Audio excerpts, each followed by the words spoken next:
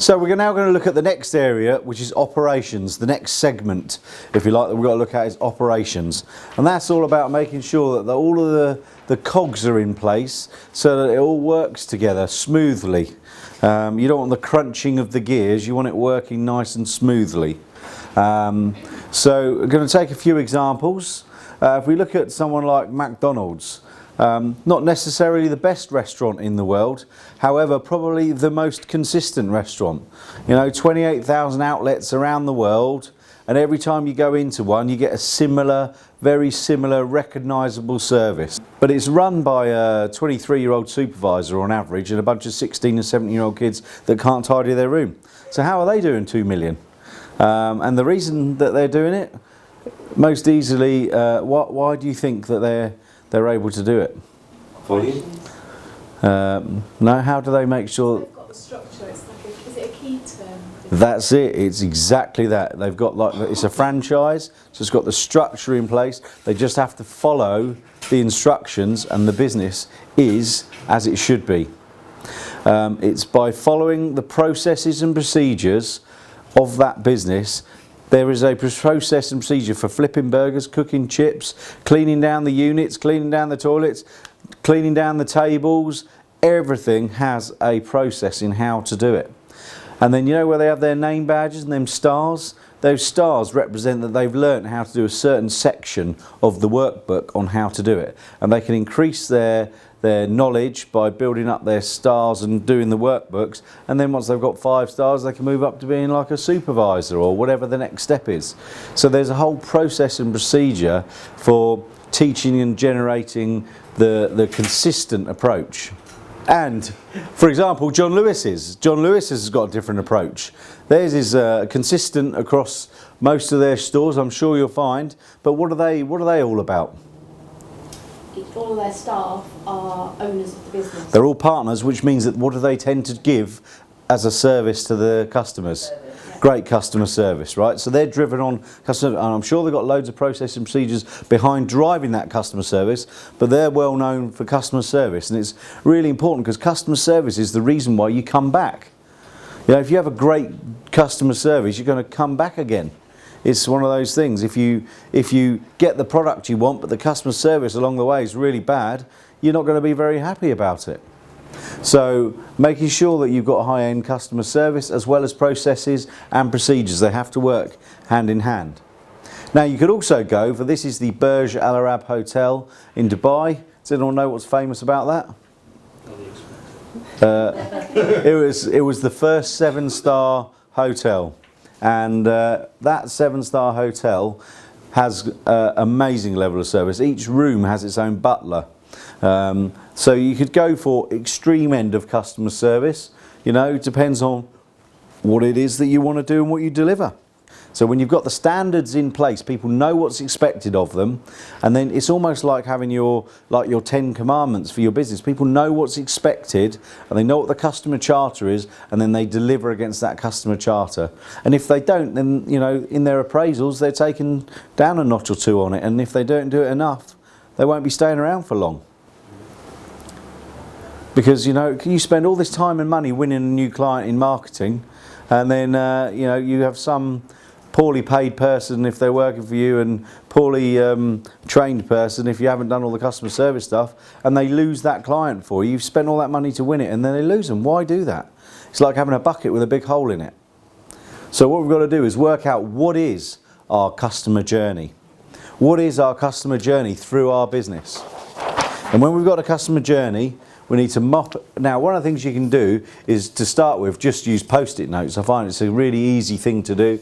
Just map out where things have to go in your business, so that you can start joining the dots up and work out what is actually happening. And then once you've got that, you can say, oh, hang on a minute, there's a loop here, there's a hole here, something seems to happen and we lose clients here or whatever, or they get stuck in a loop. Like, might be your phone system, you know, and it goes around and around and they get stuck. So you've got to make sure that you're working through the customer journey so that you can create also the wow experiences. You want to go for creating these wow experiences. So when I'm talking about systemizing, I talk about using a flex system. So flex the business. First thing you've got to do is flow chart it, like so. Then you've got to list the information that's required in each one of these boxes in order to do what goes on in that box. Then you've got to do engage, the E. You've got to make sure that not only have you done this nice plan, but people in the business engage with it and actually deliver it. Because there's no point you writing, no, this is the customer journey, and then nobody follows it. So you've got to make sure that it's engaged with. And then you're looking for the X, which is the X factor or the wow factors. How are you putting them in, making it an amazing experience? I mean, my car, my Mercedes, whenever I take it in to get serviced, when I get it serviced, what do? They wash it and clean it and valet it for you. It's a lovely thing to have it valeted. Now, not that you're probably already paying for it included in the cost of your service, I'm sure, but it's just a nice touch. So what are you doing to create those extra wow factors? Or if you go out to a nice restaurant and they do a amuse-bouche, or they give you some extras, or just give you a nice little drink at the end or something like that. It's like, what do you do? How do you make sure that you create the wow factors? So when you get that delivering consistently, then what you're doing is you're stopping that bucket with all these holes in with the water leaking out. So we've got to get those basics done well, so they're delivered consistently every time. So it's about getting them basics done brilliantly in your business. So every time they just happen like a reflex action. And then it's about getting the right IT systems and programming in your business. We've talked about a few types of systems that you can use to make your life easier. We talked about Xero for accounting, talked about Scythe for doing dashboards, but there's lots of different things out there. Could be project management software, could be whatever you need to actually make your business run smarter.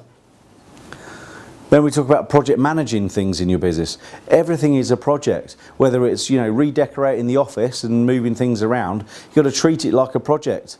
And the way you treat things like a project is you do a Gantt chart. And that's why you guys are doing your planning charts as a Gantt chart, because it's all about having the tasks. So what are you doing in your tasks? And they are done against time. And in there, you've got who is doing it. So you put the initials in of who's doing the different things. And you mark out who's doing them and when they're doing them. And there's the tasks. And you just go, oh, he's going to do that and he's going to do that. And you just make sure that the project comes in on time and on budget. And it's all about using this. Who does what by when? Who does what by when? That is what it's all about with project management and planning. Making sure you have that information. Never put an all. If you put, oh, all must do that, then it basically goes, they'll all do it and nobody will do it, right? It's like, give people specific names, even if it's like, well, you three of you need to do it. One of you is given the title to do it and they have to make sure the others do it. Yeah, so that there is a named approach to it. Emergency planning and backups. The emergency plan is really important. You've got to make sure that you've got your backups in place as well. One of my clients, they've got 3 offices across the country, one in Northampton, one in Birmingham, one in Manchester. They're in a construction industry. The one in Manchester had a tape drive. So they're like, yeah, it's fine, somebody takes the tape drive home at the end of the night, which is fine as long as your building doesn't burn down in the daytime. And the tape drive and the server were all in the same room. Yeah, not good. So it took a bit of faffing around to get that sorted out. So make sure that you've got that, now they've obviously got electronic backup, and that's what we need to do.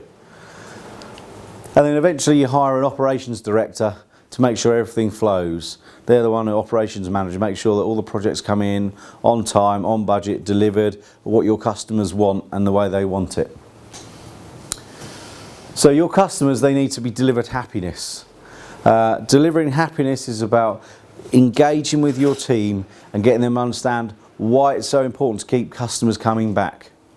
They say some of these posh hotels that you go to, they have a like £100 budget to solve any problem for someone if they come in. Oh, I've got a button missing from my suit. No problem, sir, we'll get that tailored for you or whatever. Just creates that brilliant wow factor.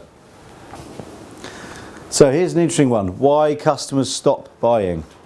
68% of people stop buying from you because of perceived lack of caring. They just think you're not bothered anymore, so they'll just go somewhere else.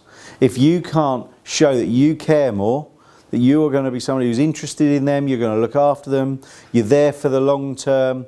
They won't be there, they won't care, they'll go somewhere else. So it's all about making sure that they know. You might care, but if they don't know you care, it's still no good. So you've got to show them that you care. You've got to find ways to be in contact with them. Even if it's things like sending them a birthday card or a Christmas card, or just sending some information to them, keeping them updated in what you're doing. That sort of stuff. So here's a few tips for you to use.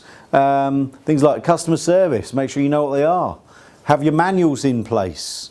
C&E is critical non-essential, from the guy who wrote the book on Paddy Lund on how to create wow factors basically in your business.